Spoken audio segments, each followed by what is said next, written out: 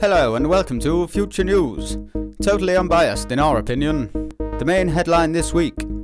Super injunctions are all over the news after an as yet unknown Twitter member published a list of celebrities that are supposed to have taken out the legal procedure to prevent newspapers from publishing stories about their private lives. It also prevents them from stating the names of the people who have taken out the procedure. It would appear that celebrity affairs are worth keeping a secret, and freedom of press comes second to Andrew Marr's sex life.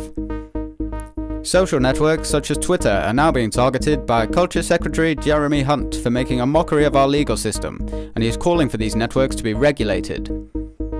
It is of course the responsibility of Twitter to regulate what their users publish. Why should much respected celebrities, pillars of our society, be responsible for where they put their dinkles? Let's just think ourselves lucky that the more super injunctions are administered, the cheaper they will become, so that one day we will all be able to afford to have people legally silenced. More news after this commercial break. Have you been cheating on a spouse and it wasn't your fault? How about you appearing in court and a pesky key witness has a crucial secret about your human trafficking empire? Then why not take out a super injunction with super injunction lawyers for you? We operate on a no-win, no-fee basis and are committed to demolishing fundamental rights of a free country to cover up your sordid past. I was juggling a few beards at the same time and they started threatening to tell my wife on Facebook. That was when I called super injunction lawyers for you.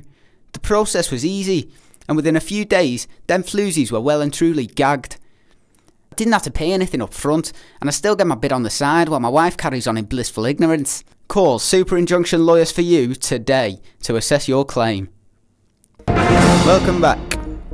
David Cameron is believed to be trying to shake off his public schoolboy bully reputation in the House of Commons after a number of outbursts, including telling a female MP to calm down, dear.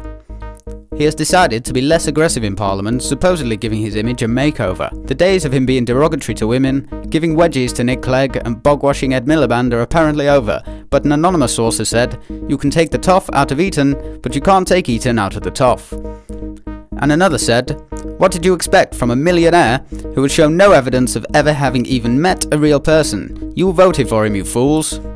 Remember, Future News followers, a makeover only covers up the ugly reality of what is underneath.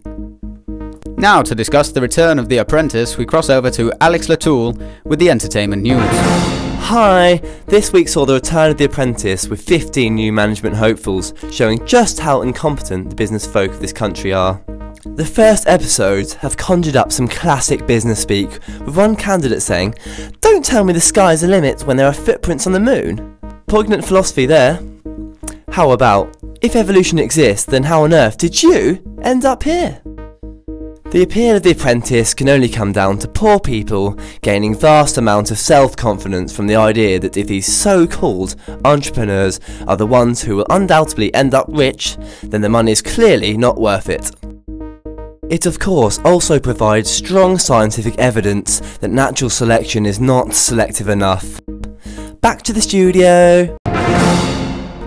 News just in. Entertainment news is not actually news at all, and it's just free advertising to make talentless morons obscene amounts of money. Shame on you, national media. And Alex?